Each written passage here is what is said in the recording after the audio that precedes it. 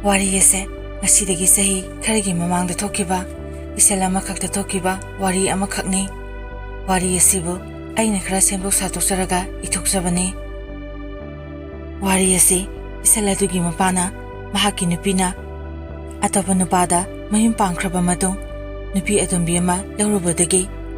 nupi atombidugi khujin thorana mapa masagi mari thada handuna masa nupibu mitoktono khalanba mahaki nupi atomine hena masadagi lumna lauki nupi atombidugi mamaga tawraga abiyamgi imungda mahipo semtoksinduna watpanaiba imung wahankiba hatnaba thorang kya amasu tawki asigumbase myamsu film da kaida mamatona masa poktabine haiduna opine bibagi film wari kya amasu uramlagani taramlagani adubu abiyam asigi punsidasu film duga wari duga manana mahaki punsida asingboina thoki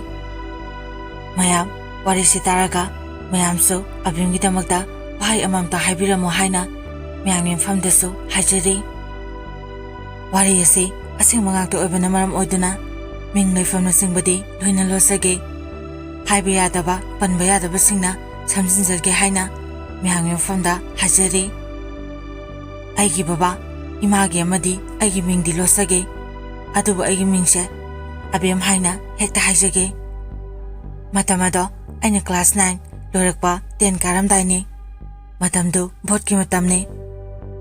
aigi imase hek yengba matamda irang pumbi maida oina tawe masak mata fazai wang chawi mipum khudingna hek yengba matamda fazaba apa manungsiba adum phawrame aigi imana botki chatlini haiduna nonga madagi thokraga ahing nongai thengnaba kanda yamna toina hansila ame aigi babasu yuda laisuba misak ama khakne mahak yu aduki matik pame nonga madagi numita bu phawa yu aduma thaksilaga halaga aigi imabu kauni aini ima letre botki saki haragana aingonda hekta thina ngangi aigi imagi momoto kyasina ima babaga nungti khatnaba chainaba adum tawrame asumna doina khatna chainaba asina maram oiduna noma numida ama aigi ima ngana halakki aigi babadi yumda leramdi numito imana nang baba halaktribana aingonda hange aina halaktri ima haibaga tawbaga babado yungauduna halame babana sumang yobaga ima bo hana kaura ame adudagi ima ga igisu mapan thoktuna bababu imungda businaba tawrame matamaduda babana hai parakano noi kanamta haraga matomda sauna imungda sangke masidagi babana sauna imada sinthiduna wahai kyama haiki adubu imase botki namada atopa nupagasu khangnai haiba babana loina hairaki babana haibado imasu masing khumduna mana ngamnaba aduma khome imana babada hai karaidagi kanana haraiba wano aina botki sensong manatana karaida adugma wakhan changdoino mina khoi imung kaina basilaga aibu nungsidaba kharana nangonda yupidaga hajilaga nangna migi mawado lauraga sida nayu thaksilaga aingonda otnai ribanine aina nupa koi habase nang namimangna urabo imana dum habaduda babana marumari ipai phaiduna he nangna toba khuding aina khangamo haina khambra imikmangna udrabasu lekai mina haina riba ngangna riba singsibo nangna tawdana panghaida hajimane haigiro ha mami tuna ubaine hairiba ngangiba mayamse lamsi sumdabe yare nang yumsida laibe yaro haiduna babana imada saiki imaso o nami mangna ubusu nataba mina miwa nganaraga imungse kaina busilaga nangna thajaribanine adada babana nangna tawba thaba khudimak hairo aina yu khra thae haiduna nang kaimta khangamaroi aina karimta uoro haiduna tawriba mayamdo ai loina khangine chalo napamda leisu chalo haiduna babana kana lauduna imabu ille masidagi imaso o nangna adumna tawraba aisu sakini haiduna numida aduda phone tawnaduna imado thoki aina di imabu chattanaba yamna khamjaki adubu babana khamuna haiduna laropodagi aisu bababu kibuna ꯈꯧꯇꯛꯇꯤ ꯆꯥꯔꯒ ꯂꯩ ꯑꯗꯨꯕꯨ ꯏꯃꯥ ꯀꯧꯕꯅꯤꯅ ꯏꯃꯥꯅ ꯆꯠꯈꯤꯕꯗꯣ ꯑꯩ ꯊꯣꯡꯒꯥꯟꯐꯥꯎ ꯇꯥꯟꯅꯩ ꯑꯗꯨꯕꯨ ꯏꯃꯥ ꯑꯩꯒꯤ ꯋꯥ ꯇꯥꯗꯅ ꯑꯁꯥꯎꯕ ꯑꯃꯒ ꯂꯣꯏꯅꯅ ꯑꯗꯨꯃ ꯆꯠꯈꯤ ꯅꯨꯃꯤꯠ ꯑꯗꯨꯗꯒꯤ ꯑꯩꯒꯤ ꯕꯕꯥꯒ ꯈꯛꯇ ꯌꯨꯝꯁꯤꯗ ꯂꯩꯍꯧꯈꯤ ꯅꯣꯡꯃ ꯅꯣꯡꯃꯒꯤ ꯕꯕꯥꯗꯤ ꯌꯨ ꯑꯗꯨꯝ ꯊꯛꯄ ꯍꯦꯟꯒꯠꯂꯛꯈꯤ ꯑꯩꯉꯣꯟꯗ ꯆꯩꯐꯝ ꯉꯥꯡꯐꯝꯁꯨ ꯑꯩꯉꯣꯟꯗ ꯑꯣꯏꯔꯛꯈꯤ ꯂꯩꯀꯥꯏꯒꯤ ꯑꯍꯜ ꯂꯃꯟꯁꯤꯡꯅꯁꯨ ꯆꯪꯕꯤꯔꯛꯇꯨꯅ ꯕꯕꯥꯗ ꯌꯨ ꯊꯛꯇꯅꯕꯁꯨ ꯀꯌꯥ ꯑꯃ ꯍꯥꯏ ꯂꯩꯀꯥꯏꯒꯤ ꯃꯕꯣꯛ ꯑꯃꯅ ꯕꯕꯥꯗ ꯑꯁꯨꯝꯅ ꯍꯥꯏ ꯅꯪꯕꯨ ꯅꯆꯥꯁꯦ ꯄꯤꯛꯇ ꯄꯤꯛꯏꯕ ꯑꯉꯥꯡꯁꯨ ꯅꯠꯇ꯭ꯔꯕꯅꯤ ꯆꯥꯎꯔꯛꯑꯕꯅꯤ ꯂꯩꯁꯥꯕꯤ ꯍꯥꯏꯕꯗꯣ ꯐꯔꯛꯑꯕꯅꯤ ꯅꯪꯅ ꯑꯗꯨꯝꯅ ꯌꯨ ꯊꯛꯁꯤ ꯆꯥꯁꯤꯜꯂꯒ ꯇꯧ ꯂꯩꯔꯕꯗꯤ ꯅꯆꯥꯁꯤꯅ ꯀꯃꯥꯏꯅ ꯅꯨꯡꯉꯥꯏꯗꯧꯔꯤꯒꯦ ꯑꯉꯥꯡꯁꯦ ꯁ꯭ꯀꯨꯜꯁꯦ ꯆꯠꯄ ꯎꯗ꯭ꯔꯦ ꯀ꯭ꯂꯥꯁ 10 ꯀꯥꯔꯝꯗꯥꯏꯁꯤꯗ ꯅꯆꯥꯁꯦ ꯃꯥꯡꯍꯜꯂꯒꯦ ꯍꯥꯏꯔꯤꯕ꯭ꯔꯣ ꯅꯪ ꯋꯥꯈꯜ ꯃꯨꯟꯅ ꯈꯜꯂꯨꯀꯣ ꯏꯕꯦꯝꯃꯗꯨꯁꯨ ꯋꯥꯈꯜ ꯌꯥꯎꯃꯟꯗꯦꯗ ꯃꯆꯥ ꯃꯋꯥ ꯂꯩꯔꯤꯕꯤ ꯃꯥꯅ ꯑꯁ ꯐꯔꯦ ꯃꯔꯝ ꯆꯨꯝꯗꯕꯤꯗꯣ ꯌꯨꯝꯁꯤꯗꯒꯤ ꯆꯠꯈꯤꯕꯗꯨꯅꯕꯨꯗꯤ ꯐꯩ ꯑꯩꯈꯣꯏꯅꯁꯨ ꯑꯁꯤ ꯇꯣꯛꯀꯅꯤ ꯍꯥꯏꯅ ꯃꯃꯥꯡꯗ ꯀꯌꯥ ꯑꯃ ꯍꯥꯏꯈ꯭ꯔꯕꯅꯤ ꯑꯗꯨꯕꯨ ꯅꯪꯅ ꯅꯪꯒꯤ ꯅꯨꯄꯤꯁꯦ ꯍꯦꯛꯇ ꯊꯥꯗꯣꯛꯏ ꯅꯪꯅ ꯌꯨ ꯊꯛꯇꯨꯅ ꯅꯨꯡꯉꯥꯏꯅ ꯍꯦꯛꯇ ꯂꯩꯊꯣꯛꯏ ꯃꯁꯤꯗꯅꯦ ꯁꯣꯏꯔꯕꯁꯤ ꯅꯨꯄꯤꯗꯒꯤ ꯃꯔꯥ ꯅꯠꯇꯦ ꯅꯨꯄꯥ ꯅꯪꯒꯤꯁꯨ ꯃꯔꯥꯟ ꯆꯥꯎꯅ ꯂꯩ ꯚꯣꯠꯀꯤ ꯃꯇꯥꯡꯗꯒꯤꯅꯤ ꯃꯥꯅ ꯏꯔꯥꯡ ꯇꯧꯔꯤꯕꯁꯤ ꯅꯨꯃꯤꯗꯥꯡ ꯑꯃꯝ ꯑꯊꯦꯡꯗ ꯅꯨꯄꯤ ꯃꯥꯅ ꯄꯪꯆꯠꯇ ꯆꯠꯄ ꯉꯜꯂꯤꯉꯩꯗ ꯉꯥꯏꯍꯥꯛ ꯆꯠꯂꯨꯔꯕꯗꯤ ꯐꯩꯗꯣ ꯃꯍꯥꯛꯅ ꯋꯥꯀꯔ ꯑꯃ ꯑꯣꯏꯅ ꯁꯦꯟꯕꯤ ꯆꯣꯡꯕꯤꯕ ꯑꯣꯏꯗꯤ ꯑꯃꯨꯛꯁꯨ ꯐꯩ ꯃꯤꯒꯤ ꯃꯇꯨꯡ ꯏꯟꯅꯔꯒ ꯃꯥꯅ ꯇꯧꯔꯤ ꯃꯌꯥꯝꯗꯨꯕꯨ ꯀꯔꯤ ꯀꯥꯟꯅꯒꯦ ꯍꯥꯏꯕꯅꯤꯗ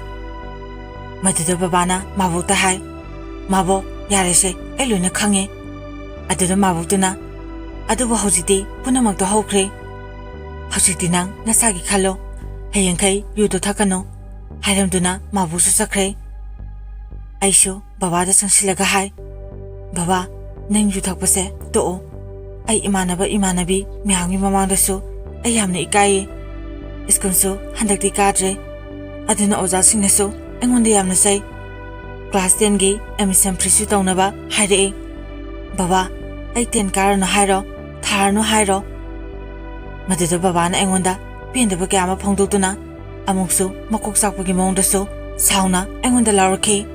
ꯌꯥꯔꯦ ꯂꯥꯏꯔꯤꯛ ꯇꯝꯕꯒꯗꯣ ꯂꯣꯏꯅ ꯇꯣꯛꯑꯣ ꯀꯔꯤꯒꯤ 10 ꯀꯥꯕꯅꯣ ꯇꯣꯛꯊꯣꯛꯑꯣ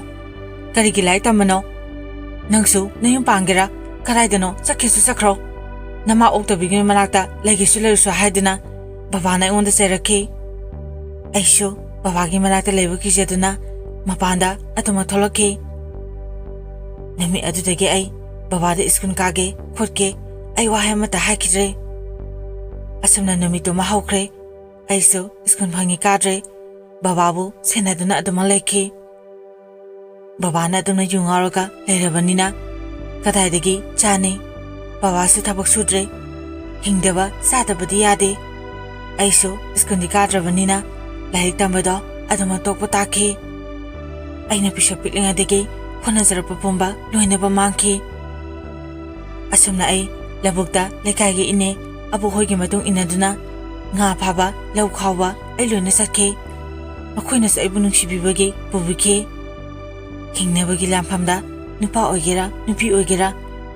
ꯑꯐꯪꯕ ꯊꯕꯛ ꯁꯨꯕ ꯃꯇꯝꯗ ꯀꯩꯁꯨ ꯏꯀꯥꯏꯅꯤꯡꯉꯥꯏ ꯑꯣꯏꯗꯦ ꯅꯨꯄꯥꯅ ꯇꯧꯕ ꯉꯝꯕ ꯊꯕꯛ ꯀꯌꯥ ꯅꯨꯄꯤ ꯑꯩꯈꯣꯏꯁꯨ ꯇꯧꯕ ꯉꯝꯃꯤ ꯍꯥꯏꯗꯨꯅ ꯑꯩ ꯄꯩꯁꯥ ꯇꯥꯅ ꯑꯋꯥꯕ ꯀꯌꯥ ꯈꯥꯡꯗꯨꯅ ꯏꯄꯥ ꯌꯨ ꯉꯥꯎꯕꯕꯨ ꯁꯦꯟꯅꯗꯨꯅ ꯆꯍꯤ ꯀꯌꯥ ꯂꯥꯛꯈꯤ ꯑꯍꯤꯡ ꯀꯌꯥꯅꯤ ꯑꯩꯅ ꯏꯃꯥꯕꯨ ꯅꯤꯡꯁꯤꯡꯅ ꯀꯞꯈꯤꯕ ꯑꯃꯔꯣꯝꯗ ꯑꯃꯨꯛ ꯑꯩꯒꯤ ꯏꯃꯥꯅ ꯄꯨꯝꯅꯃꯛ ꯊꯣꯛꯍꯟꯕ ꯉꯥꯛꯇꯅꯤꯀꯣ ꯍꯥꯏꯅ ꯈꯜꯂꯨꯕ ꯃꯇꯝꯗ ꯏꯃꯥꯗ ꯑꯩꯅ ꯁꯥꯎꯖꯈꯤ ꯑꯁꯨꯝꯅ ꯆꯍꯤ ꯈꯔ ꯍꯧꯈ꯭ꯔꯕ ꯃꯇꯨꯡ ꯑꯩꯒꯤ ꯕꯕꯥꯅ ꯁꯨꯝ ꯌꯨ ꯉꯥꯎꯔꯒ ꯂꯩꯔꯕꯗꯤ ꯌꯥꯔꯣꯏ ꯍꯥꯏꯗꯨꯅ ꯑꯩꯅ ꯑꯩꯈꯣꯏ ꯂꯩꯀꯥꯏꯒꯤ ꯃꯥꯕꯣꯛꯀꯤ ꯃꯅꯥꯛꯇ ꯆꯠꯇꯨꯅ ꯃꯥꯕꯣꯛꯇ ꯃꯥꯕꯣꯛ ꯀꯩꯅꯣꯝꯇ ꯍꯥꯏꯒꯦ ꯃꯥꯕꯣꯛꯅ ꯀꯩꯗꯧꯔꯒꯦ ꯑꯕꯦꯝ ꯀꯩ ꯍꯥꯏꯒꯦ ꯍꯥꯏꯕꯅꯣ ꯍꯥꯏꯌꯣ ꯃꯥꯕꯣꯛ ꯋꯥꯁꯦ ꯀꯃꯥꯏ ꯍꯥꯏꯗꯣꯏꯅꯣ ꯈꯪꯗ꯭ꯔꯦ ꯃꯥꯕꯣꯛꯅ ꯀꯩꯗꯧꯔꯦ ꯍꯥꯏꯕꯅꯣ ꯑꯗꯨꯝ ꯍꯥꯏꯔꯛꯑꯣ ꯑꯗꯨꯗ ꯑꯩꯅ ꯃꯥꯕꯣꯛ ꯕꯕꯥꯁꯨ ꯌꯨ ꯊꯛꯄ ꯍꯟꯗꯦ ꯕꯕꯥꯒ ꯑꯩꯒ ꯈꯛꯇ ꯂꯩꯕꯅꯤꯅ ꯕꯕꯥꯅ ꯌꯨ ꯉꯥꯎꯔꯒ ꯍꯜꯂꯛꯑꯅꯤ ꯑꯗꯨꯒ ꯑꯩꯉꯣꯟꯗꯁꯨ ꯑꯗꯨꯝ ꯉꯥꯡꯉꯦ ꯃꯃꯥ ꯂꯩꯔꯕꯗꯤ ꯑꯃꯨꯛꯁꯨ ꯐꯩ ꯑꯗꯨꯅ ꯑꯩ ꯑꯀꯤꯕ ꯋꯥꯈꯜ ꯖꯥꯠ-ꯖꯥꯠꯁꯨ ꯌꯥꯝꯅ ꯈꯜꯂꯦ ꯑꯩ ꯌꯥꯝ ꯅꯨꯡꯉꯥꯏꯇ꯭ꯔꯦ ꯃꯥꯕꯣꯛ ꯑꯗꯨꯅ ꯑꯩꯒꯤ ꯕꯕꯥꯁꯦ ꯅꯨꯄꯤ ꯑꯃ ꯊꯤꯕꯤꯔꯁꯦ ꯌꯨ ꯉꯥꯎꯕꯁꯨ ꯐꯅꯕ ꯃꯃꯥ ꯆꯠꯈꯤꯕꯗꯒꯤ ꯍꯥꯟꯅꯗꯒꯤ ꯈꯔ ꯊꯛꯑꯒ ꯂꯩꯕꯒ ꯑꯃꯨꯛꯀ ꯍꯦꯟꯅ ꯊꯛꯂꯛꯏ ꯃꯀꯣꯛꯁꯨ ꯆꯥꯛꯄꯗꯧꯅ ꯇꯧꯋꯦꯅ ꯑꯩꯅ ꯍꯥꯏ ꯑꯩꯒꯤ ꯋꯥꯗꯨꯗ ꯃꯥꯕꯣꯛꯅ ꯆꯨꯝꯃꯤꯅꯦ ꯑꯕꯦꯝ ꯅꯪ ꯕꯕꯥꯗ ꯑꯩ ꯑꯝꯇ ꯍꯥꯏꯔꯒ ꯌꯦꯡꯒꯦ ꯑꯗꯨꯕꯨ ꯅꯪ ꯕꯕꯥꯅꯕꯨ ꯃꯗꯨꯕꯨ ꯌꯥꯔꯛꯀꯗ꯭ꯔꯣ ꯑꯩꯅ ꯃꯥꯕꯣꯛ ꯕꯕꯥꯅ ꯌꯨ ꯊꯛꯇꯕ ꯃꯇꯝꯗ ꯍꯥꯏꯔꯒ ꯌꯦꯡꯉꯣ ꯌꯥꯔꯛꯄꯁꯨ ꯌꯥꯏ ꯏꯃꯥ ꯆꯠꯈꯤꯕꯗꯒꯤ ꯕꯕꯥꯁꯦ ꯃꯀꯣꯛ ꯀꯩꯅꯣꯝ ꯇꯧꯋꯦ ꯑꯩ ꯌꯥꯝꯅ ꯄꯥꯈꯠꯂꯦ ꯃꯥꯕꯣꯛ ꯕꯕꯥꯅ ꯌꯨ ꯊꯛꯇꯕ ꯃꯇꯝꯗ ꯑꯩꯅ ꯃꯥꯕꯣꯛꯇꯣ ꯀꯧꯕ ꯆꯠꯂꯨꯗꯨꯅ ꯃꯥꯕꯣꯛꯀ ꯕꯕꯥꯒ ꯋꯥꯔꯤ ꯁꯥꯟꯅꯍꯟꯈꯤ ꯃꯥꯕꯣꯛꯅ ꯑꯩꯁꯨ ꯐꯝꯃꯨ ꯂꯥꯛꯑꯣꯅ ꯍꯥꯏꯔꯛꯄꯗꯒꯤ ꯃꯥꯕꯣꯛꯀꯤ ꯃꯅꯥꯛꯇ ꯑꯩꯕꯨ ꯐꯝꯍꯜꯂꯝꯃꯦ ꯑꯗꯨꯒ ꯃꯥꯕꯣꯛꯅ ꯕꯕꯥꯗ ꯑꯩ ꯉꯁꯤꯗꯤ ꯅꯪꯉꯣꯟꯗ ꯋꯥ ꯑꯃ ꯍꯥꯏꯒꯦ ꯑꯕꯦꯝꯁꯨ ꯑꯗꯨꯝ ꯇꯥꯖꯁꯅꯨ ꯃꯥꯕꯣꯛꯀꯤꯕꯨꯗꯤ ꯏꯊꯧꯕꯨꯗꯤ ꯅꯠꯇꯦ ꯑꯩꯁꯨ ꯑꯕꯦꯝ ꯑꯃꯗꯤ ꯅꯪꯒꯤ ꯈꯜꯂꯒ ꯃꯥꯕꯣꯛꯅ ꯅꯪ ꯅꯨꯄꯤ ꯑꯃ ꯊꯤꯍꯟꯅꯤꯡꯉꯤ ꯃꯁꯤꯗ ꯅꯪꯕꯨ ꯀꯔꯤ ꯈꯜꯂꯤꯒꯦ ꯑꯗꯨꯗ ꯕꯕꯥꯅ ꯑꯁ ꯃꯥꯕꯣꯛ ꯍꯧꯖꯤꯛꯄꯨ ꯏꯆꯥ ꯂꯩꯁꯥꯕꯤ ꯐꯥꯔꯀꯥꯟꯁꯤꯗ ꯑꯩꯒꯤ ꯃꯥꯡꯗ ꯐꯖꯕ ꯅꯠꯇꯦ ꯑꯩ ꯇꯜꯂꯦꯅ ꯍꯥꯏꯔꯛꯈꯤ ꯑꯗꯨꯗ ꯃꯥꯕꯣꯛꯅ ꯑꯣ ꯅꯪ ꯅꯆꯥꯁꯦ ꯂꯩꯁꯥꯕꯤ ꯐꯥꯔꯦ ꯍꯥꯏꯕꯗꯤ ꯈꯪꯉꯤꯕ ꯋꯥ ꯑꯣꯏꯔꯦ ꯑꯗꯨꯒ ꯅꯣꯡꯉꯥꯟꯕꯗꯒꯤ ꯅꯨꯃꯤꯠ ꯇꯥꯕ ꯐꯥꯎꯕ ꯌꯨ ꯊꯛꯁꯤꯟ ꯆꯥꯁꯤꯜꯂꯒ ꯅꯆꯥ ꯑꯁꯤꯗ ꯉꯥꯡꯂꯤꯕ ꯆꯩꯔꯤꯕ ꯃꯌꯥꯝꯗꯣ ꯅꯆꯥꯁꯤꯅ ꯅꯨꯡꯉꯥꯏꯔꯝꯒꯗ꯭ꯔꯥ ꯍꯥ ꯏꯕꯨꯡꯉꯣ ꯅꯪ ꯃꯥꯕꯣꯛꯅ ꯍꯥꯏꯁꯦ ꯌꯥꯎ ꯅꯪ ꯅꯨꯄꯤ ꯑꯃ ꯊꯤꯅꯕ ꯇꯧꯁꯦ ꯑꯗꯨꯗ ꯕꯕꯥꯅ ꯀꯥꯏꯗꯒꯤ ꯅꯨꯄꯤꯅ ꯍꯧꯖꯤꯛꯐꯥꯎ ꯃꯥꯕꯣꯛ ꯑꯩꯅ ꯅꯨꯄꯤ ꯊꯤꯔꯒ ꯏꯆꯥ ꯅꯨꯄꯤꯅꯁꯨ ꯅꯨꯡꯉꯥꯏꯕ ꯍꯧꯅꯗꯦ ꯅꯨꯄꯤꯗꯨꯅ ꯏꯆꯥꯕꯨ ꯇꯥꯊꯤ ꯇꯥꯑꯣꯏꯅ ꯇꯧꯕꯤꯔꯛꯄꯁꯨ ꯌꯥꯏ ꯑꯗꯨꯅ ꯑꯗꯨꯝ ꯍꯌꯦꯡ ꯇꯨꯡꯗ ꯂꯟꯆꯥꯎ ꯑꯃꯕꯨ ꯂꯥꯛꯄ ꯌꯥꯏ ꯏꯃꯨꯡ ꯀꯥꯏꯅꯕꯒꯤ ꯃꯆꯥ ꯑꯣꯏꯔꯛꯄ ꯌꯥꯏ ꯑꯗꯨꯅ ꯑꯩ ꯊꯤꯔꯣꯏꯗ ꯃꯥꯕꯣꯛꯅ ꯑꯩꯉꯣꯟꯗ ꯑꯕꯦꯝ ꯆꯠꯂꯣ ꯃꯥꯕꯣꯛꯅ ꯏꯁꯤꯡ ꯊꯛꯀꯦ ꯍꯥꯏꯔꯛꯄꯗꯒꯤ ꯑꯩꯁꯨ ꯊꯣꯛꯂꯛꯏ ꯑꯩꯅ ꯏꯁꯤꯡ ꯂꯧꯔꯨꯗꯨꯅ ꯃꯥꯕꯣꯛꯇ ꯄꯤ ꯕꯕꯥꯁꯨ ꯉꯥꯏꯍꯥꯛ ꯂꯩꯕꯒ ꯑꯗꯨꯃꯛ ꯊꯣꯛꯈ꯭ꯔꯦ ꯃꯥꯕꯣꯛꯅ ꯑꯩꯉꯣꯟꯗ ꯑꯕꯦꯝ ꯅꯪ ꯕꯕꯥꯁꯦ ꯃꯥꯕꯣꯛꯅ ꯍꯥꯏꯕꯗꯒꯤ ꯌꯥꯔꯕꯅꯤ ꯑꯩ ꯅꯨꯄꯤ ꯑꯃ ꯁꯤꯜꯂꯛꯑꯒꯦꯅ ꯍꯥꯏꯔꯛꯈꯤ ꯑꯩ ꯕꯕꯥꯅ ꯌꯥꯔꯦ ꯍꯥꯏꯕꯗꯨꯗ ꯌꯥꯝꯅ ꯍꯔꯥꯎꯖꯈꯤ ꯌꯨꯝꯁꯤꯗ ꯏꯊꯟꯗ ꯇꯔꯛ ꯂꯩꯕꯗꯣ ꯇꯁꯦꯡꯅ ꯀꯤꯖꯩ ꯏꯃꯥ ꯑꯃ ꯂꯥꯛꯑꯅꯤ ꯈꯜꯂꯨꯕ ꯃꯇꯝꯗ ꯑꯩ ꯌꯥꯝꯅ ꯍꯔꯥꯎꯈꯤ ꯀꯨꯝꯍꯩ ꯍꯔꯥꯎ ꯑꯃ ꯂꯥꯛꯄ ꯃꯇꯝꯗ ꯏꯃꯥꯟꯅꯕꯤꯁꯤꯡꯅ ꯃꯥꯒꯤ ꯃꯃꯥꯒ ꯍꯔꯥꯎꯅ ꯀꯨꯝꯍꯩ ꯌꯥꯎꯕ ꯆꯠꯄꯗꯣ ꯑꯩꯁꯨ ꯐꯪꯂꯅꯤ ꯈꯜꯂꯨꯕ ꯃꯇꯝꯗ ꯌꯥꯝꯅ ꯍꯔꯥꯎꯖꯔꯝꯃꯦ ꯅꯨꯃꯤꯠ ꯑꯗꯨꯃ ꯕꯕꯥꯗꯣ ꯌꯨ ꯊꯛꯑꯝꯗꯦ ꯌꯨꯝꯒꯤ ꯑꯀꯣꯏꯕꯗ ꯁꯣꯡꯂꯤꯕ ꯅꯥꯄꯤꯁꯤꯡꯗꯨꯕꯨ ꯕꯕꯥꯅ ꯂꯣꯏꯅ ꯐꯥꯟꯇꯠꯂꯝꯃꯦ ꯁꯨꯃꯥꯡꯒꯁꯦ ꯄꯨꯡꯉꯪ ꯉꯪꯉꯤ ꯃꯗꯨ ꯎꯕ ꯃꯇꯝꯗ ꯉꯁꯤꯗꯤ ꯑꯩꯁꯨ ꯌꯥꯝꯅ ꯍꯔꯥꯎꯖꯩ ꯕꯕꯥꯒꯤ ꯃꯑꯣꯡ ꯃꯇꯧ ꯀꯌꯥꯁꯦ ꯎꯕ ꯃꯇꯝꯗ ꯑꯩ ꯌꯥꯝꯅ ꯍꯔꯥꯎꯖꯈꯤ ꯕꯕꯥꯅ ꯑꯩꯉꯣꯟꯗ ꯁꯦ ꯏꯪꯈꯣꯜꯗ ꯁꯧꯒ꯭ꯔꯤꯁꯦ ꯄꯥꯜꯂꯝꯃꯦꯅ ꯍꯦꯜꯂꯛꯄꯅꯤ ꯊꯣꯡꯉꯣꯅ ꯍꯥꯏꯔꯛꯄꯗꯒꯤ ꯑꯩꯅ ꯁꯧꯒ꯭ꯔꯤ ꯑꯃꯒ ꯀꯥꯡꯍꯧ ꯑꯃꯒ ꯇꯧꯗꯨꯅ ꯐꯖꯅ ꯕꯕꯥꯕꯨ ꯄꯤꯖꯔꯝꯃꯦ ꯑꯁꯨꯛ ꯀꯨꯏꯕ ꯃꯇꯝꯁꯦ ꯕꯕꯥꯒ ꯑꯩꯒ ꯅꯣꯡꯃꯇ ꯆꯥꯛ ꯄꯨꯟꯅ ꯆꯥꯃꯤꯟꯅꯔꯛꯇ꯭ꯔꯤ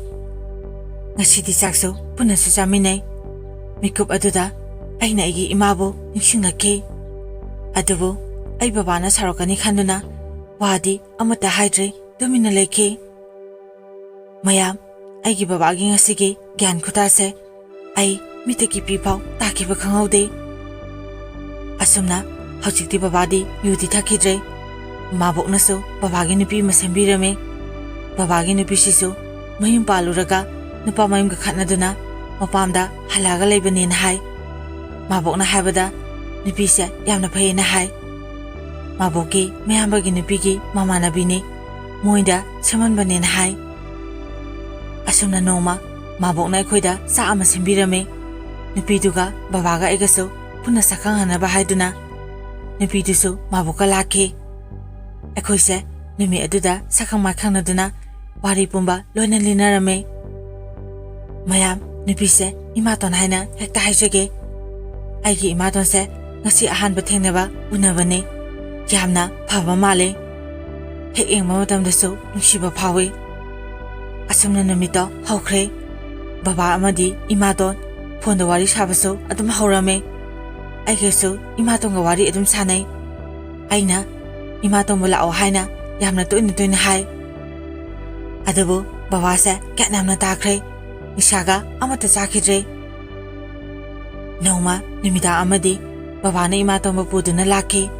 ꯑꯩ ꯏꯃꯥꯇꯣꯟ ꯎꯕ ꯃꯇꯝꯗ ꯌꯥꯝꯅ ꯍꯔꯥꯎꯖꯈꯤ ꯑꯩꯅ ꯃꯥꯕꯣꯛꯇꯁꯨ ꯐꯣꯟ ꯇꯧꯗꯨꯅ ꯍꯔꯥꯎꯅ ꯃꯥꯕꯣꯛ ꯕꯕꯥꯗꯣ ꯅꯨꯄꯤ ꯆꯦꯜꯂꯛꯏ ꯃꯥꯕꯣꯛ ꯅꯪ ꯍꯧꯖꯤꯛ ꯂꯥꯛꯑꯣ ꯃꯗꯨꯗ ꯃꯥꯕꯣꯛꯅꯦ ꯍꯌꯦꯡ ꯑꯣꯏꯅ ꯂꯥꯛꯀꯦ nganta lakeko. Aisho hoi mabo nganta laoko haiduna phondo thamnare. Asumna numi adudike hauna babaga imatonga aduma leire. Imatona aibu yamna luna nusina tawbi. Apowi ima khaktana ima nate. Apowi imana masaibu thadukuna sakrabasu ima ama laeko khaluba matamda ai kapsake. Imatongi minusi uba matamda aina angang oiringegi wari kya amasu ai ningshingakhi. Aina nahan makai wasarappa mayamse loina kokle hainasu aina khanjaki. Asumna nusi chanana lerame. Adubu noma imatongi mama aigina inise masanupa amaga laame. Ini adugi masanupa adugi miyeng nayeng ayamna hainaramde. Makhoi laamba numinini humnigi matungdagine aikoigi imungsida lehminerba khuding paksawda sawnaba amana ngangba amana tanadaba imung mahi langba horaki. Imatongi mama inedo aikoina di khangamde maha mahi posem haibi amaibi ama orame. Mabongna kona habadagi khangmane. Asumna ma'am aikoigi imung asida nusinadana haiduna ine aduna mahi posem kyama toksinkraba male. Noma numida amaso aigi babado sakto oba matung radio taduna lay. Adubo mabuk lengba thimba taropatagi hospital pukhatki. Doctorna kashi tawroina haraki saba tumdabaini haina. Adubo babado yumda mula aba matung lengba thimbado kana horaki. Masidagi aigi imatona mahaki mamado phone tawki. Aduga ngihak leibaga imatongi mapado tharaki. Aduga bottle amada amubu mahi khara puroktuna bababu pithaki. Masidagi babado adum phakre. Imatona mabada thengle maside ahin lekrona hai. Aidi mahana ahin lekani taba matamda yamna hainaram khide. Masu masina adum haibduda hoi ise masidi leege haiduna mamituna aingonda yengaki. Adum ne yampa aduda ai hainadadana kada sangduna thonglojintuna leki. Ai ahindo sutum tumkhide kaidorokadege haina wakhase pataba kyama khanba horaki. Nongale ai imungi thabusing losinduna lay. Imaton baba makhoidi tumba hogotri. Imatongi mapaduna aingonda kaiming kawgen hange. Ai karigino khangde suai hainaramde. Aishu katomdagino khangde magi pakhum pibagi mahau baba imatonbu kana kana kawki. Masidagi imatongi mapado ai chale iseda khara haibiyo haramduna adumang thokre. Numi adudagi imatongi mapado aikhoida yamna toina lae. Numito aikhoigi yumgi mi kanam leite. Ai imungda phi thuplaga chumlei. Mapandagi ibai ichi haina kana kana kawraki. Aina kanano leite na khome. Adudagi tumina lekhre. Aina khuda aduda singnaratuna ai mapanda yamna tuna chenthoraki. Aina thumjin hek yoba matamda imatongi mapado imungda changke tarongki. Ai tholopa ubada masu handoki. Aina imaga babagadi leite kai lerage na hai. Mana o ai ichidagi kanum lauge na lakpane. Isebu kaide sakhige. Aduda aina babaga thapa masakhi. Adudagi mapaduna adudi ibane amta lauthokminause na hai. Aina adum sango aduga lauthokso na hai. Asumna idi imungda sangdre. Yaki matung masu tholei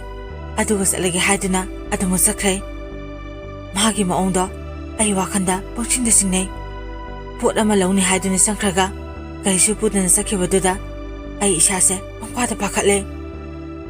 Ai wakhanda chingnarapadagi babagi kada sangduna kai kaino sumyengame.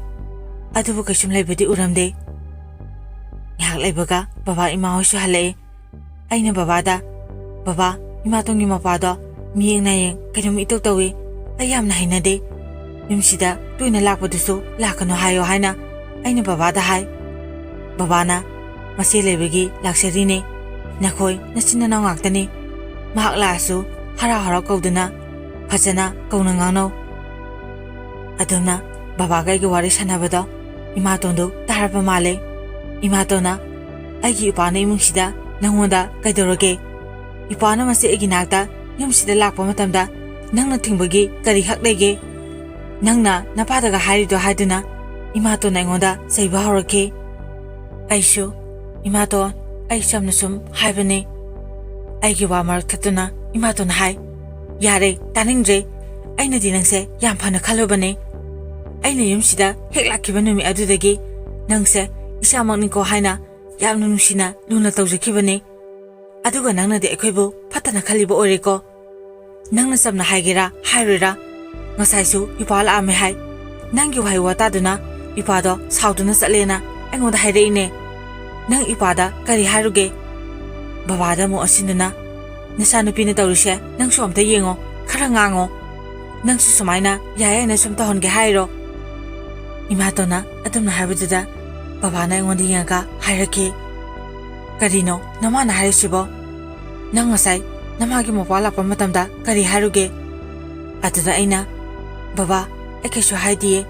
pot ama launi na lakpanin hai aina imungda changaga lauro haiduna imungda dum sankhibane aduga kesu haramdabi aduma sakre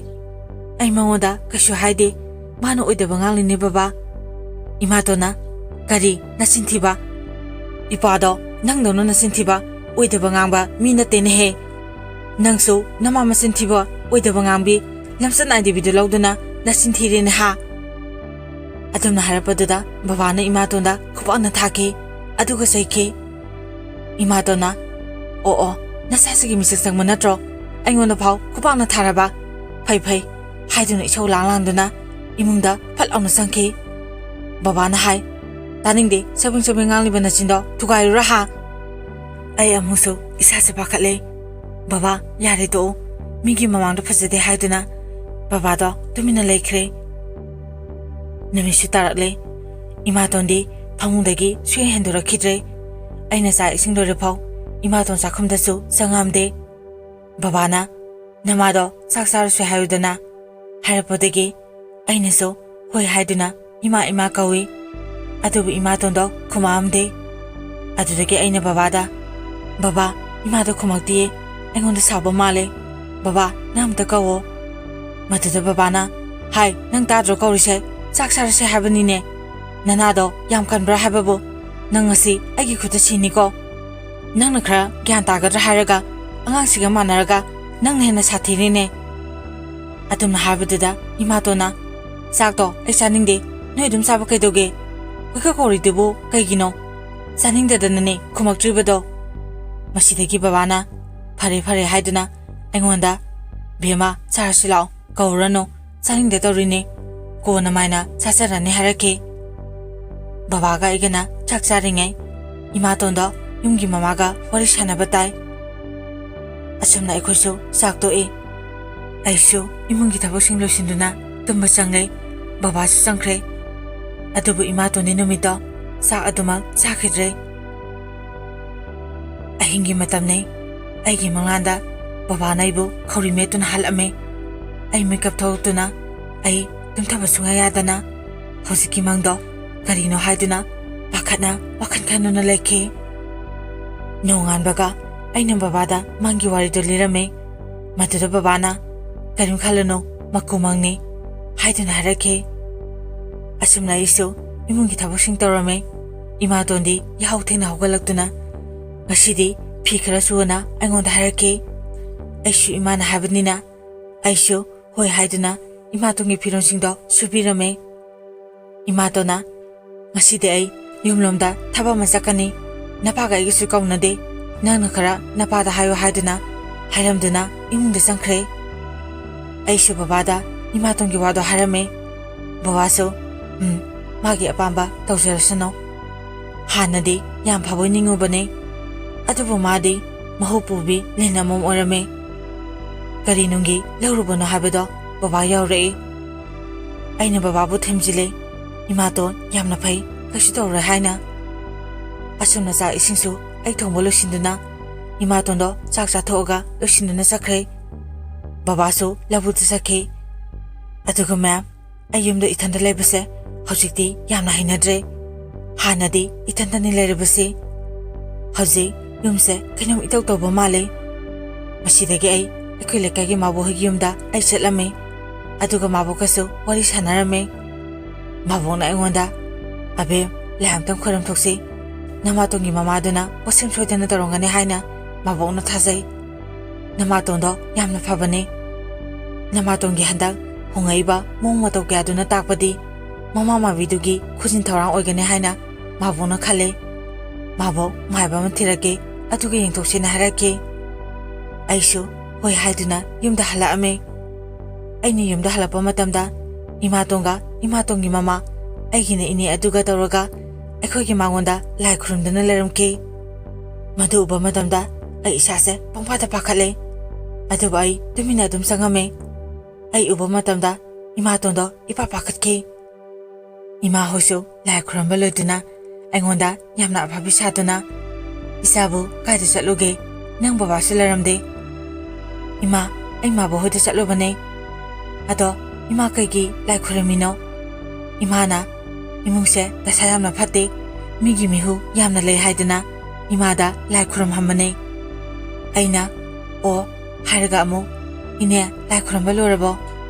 ꯑꯗꯨꯗ ꯏꯅꯦꯅ "ꯂꯣꯏꯔꯦ ꯂꯣꯏꯔꯦ, ꯏꯅꯦ ꯑꯃꯨꯛ ꯆꯠꯂꯒꯦ." ꯏꯃꯥꯇꯣꯟꯗꯁꯨ "ꯆꯠꯂꯒꯦꯀꯣ, ꯏꯅꯦꯅ ꯍꯥꯏꯕꯗꯣ ꯅꯪ ꯀꯥꯎꯕ ꯌꯥꯗꯦ" ꯍꯥꯏꯔꯝꯗꯨꯅ ꯆꯠꯈ꯭ꯔꯦ꯫ ꯏꯃꯥꯇꯣꯟꯅ ꯑꯩꯉꯣꯟꯗ ꯑꯣꯟꯁꯤꯟꯗꯨꯅ ꯍꯥꯏꯔꯛꯈꯤ꯫ "ꯑꯕꯦꯝ, ꯑꯁꯨꯝꯅ ꯂꯥꯏ ꯈꯨꯔꯨꯝꯃꯦ ꯍꯥꯏꯕꯁꯦ ꯅꯪ ꯕꯕꯥꯗ ꯍꯥꯏꯅꯨꯀꯣ꯫ ꯉꯁꯤꯗꯤ ꯆꯥꯛꯇꯣ ꯏꯃꯥ ꯊꯣꯡꯕꯤꯔꯒꯦ, ꯏꯆꯥ ꯋꯥꯔꯝꯃꯅꯤ, ꯄꯣꯊꯥꯖꯔꯨꯔꯣ." ꯑꯩ ꯏꯃꯥꯇꯣꯟꯅ ꯍꯥꯏꯕꯗꯣ ꯈꯨꯝꯗꯦ꯫ ꯏꯃꯥꯇꯣꯟꯁꯨ ꯑꯗꯨꯝ ꯏꯃꯨꯡ ꯆꯪꯈ꯭ꯔꯦ꯫ ꯅꯨꯃꯤꯠꯁꯨ ꯇꯥꯔꯛꯂꯦ, ꯏꯃꯥꯇꯣꯟꯗꯣ ꯆꯥꯛ ꯊꯣꯡꯕ ꯍꯧꯈ꯭ꯔꯦ꯫ ꯕꯕꯥꯁꯨ ꯌꯨꯝꯗ ꯍꯜꯂꯛꯑꯝꯃꯤ꯫ ꯑꯩꯅ ꯕꯕꯥꯗ "ꯕꯕꯥ, ꯋꯥ ꯑꯃ ꯍꯥꯏꯒꯦ" ꯍꯥꯏꯗꯨꯅ ꯋꯥꯔꯤ ꯄꯨꯝꯕ ꯂꯤꯔꯝꯈꯤ꯫ ꯑꯗꯨꯒ ꯑꯩꯅ "ꯕꯕꯥ, ꯑꯩ ꯏꯃꯥꯇꯣꯟꯁꯦ ꯌꯥꯝꯅ ꯆꯤꯡꯅꯩ. ꯏꯇꯣꯝꯗ ꯌꯨꯝꯁꯤꯗ ꯂꯩꯕꯁꯦ ꯑꯩ ꯌꯥꯝꯅ ꯀꯤꯖꯩꯅ ꯍꯥꯏ." ꯃꯁꯤꯗꯒꯤ ꯕꯕꯥꯅ ꯏꯃꯥꯇꯣꯟꯗ ꯍꯥꯏ, "ꯏꯕꯦꯝꯃꯅ ꯍꯥꯏꯁꯤꯕꯨ ꯀꯩꯅꯣ? ꯉꯁꯥꯏ ꯌꯨꯝꯁꯤꯗ ꯂꯥꯏ ꯈꯨꯔꯨꯝꯃꯦ ꯍꯥꯏꯕꯁꯤꯕꯨ ꯀꯃꯥꯏ ꯇꯧꯕꯅꯣ?" ꯑꯗꯨꯗ ꯏꯃꯥꯇꯣꯟꯅ ꯍꯥꯏ, "ꯏꯃꯨꯡꯁꯦ ꯏꯃꯥꯅ ꯌꯦꯡꯕ ꯃꯇꯝꯗ ꯃꯤꯅ ꯄꯣꯠꯁꯦꯝ ꯇꯧꯁꯤꯜꯂꯤ, ꯑꯐꯠꯇꯕ ꯀꯌꯥ ꯑꯃ ꯇꯧꯁꯤꯜꯂꯦꯅ ꯏꯃꯨꯡ ꯃꯅꯨꯡ ꯅꯨꯡꯁꯤꯅꯗ꯭ꯔꯦ ꯍꯥꯏꯗꯨꯅ ꯏꯃꯥꯅ ꯂꯥꯏ ꯈꯨꯔꯝꯃꯅꯤ." ꯑꯗꯨꯗ ꯕꯕꯥꯅ "ꯑꯣ, ꯍꯟꯗꯛ ꯃꯔꯛ ꯏꯃꯨꯡꯁꯤꯗ ꯇꯧꯔꯛꯏꯕ ꯍꯣꯡꯉꯛꯏꯕ ꯃꯑꯣꯡ ꯃꯇꯧ ꯀꯌꯥꯁꯦ ꯑꯩ ꯂꯣꯏꯅ ꯈꯪꯉꯤ. ꯌꯥꯔꯦ ꯌꯥꯔꯦ, ꯇꯣꯛꯑꯁꯤ, ꯆꯥꯛꯁꯦ ꯆꯥꯊꯣꯛꯑꯁꯤ" ꯍꯥꯏꯗꯨꯅ ꯆꯥꯛ ꯆꯥꯔꯝꯈꯤ꯫ ꯑꯩ ꯅꯨꯃꯤꯠꯇꯣ ꯋꯥꯈꯜ ꯌꯥꯝꯅ ꯆꯤꯡꯅꯕ ꯑꯁꯨꯝ ꯍꯦꯜꯂꯛꯈꯤ꯫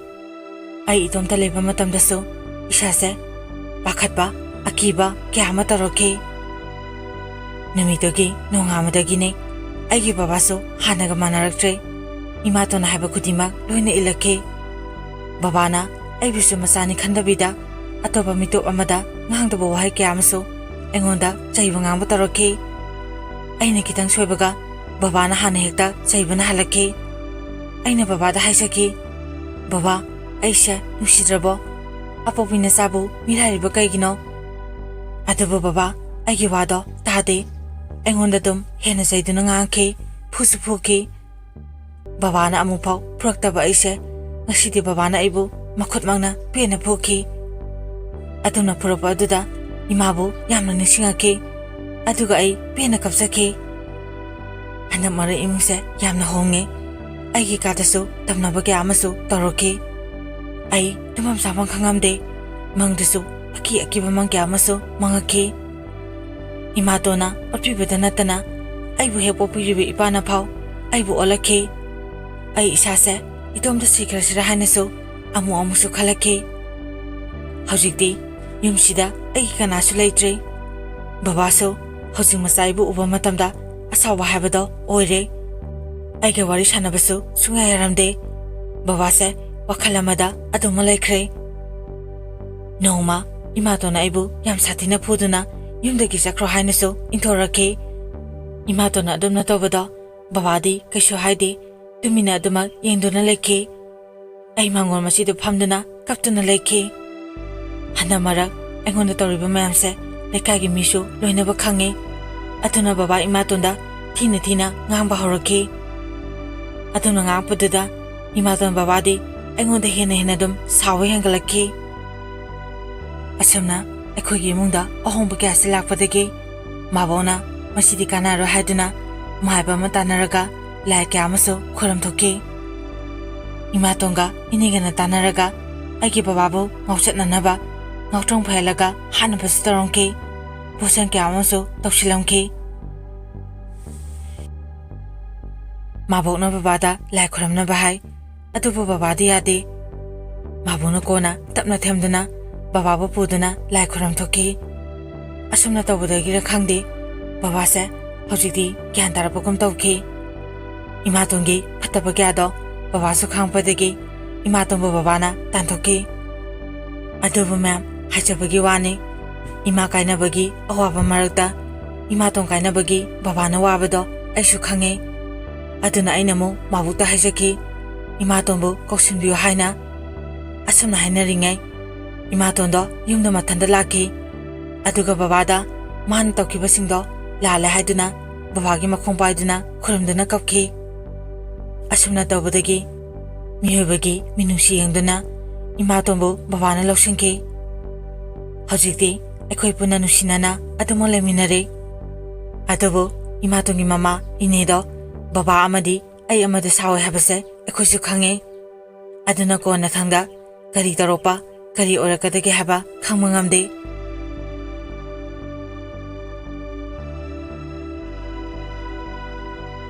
ꯃꯇꯥꯡ ꯑꯁꯤꯗ ꯋꯥꯔꯤ ꯑꯁꯤ ꯃꯌꯥꯝꯗ ꯇꯥꯍꯟꯖꯕ ꯂꯣꯏꯖꯔꯦ꯫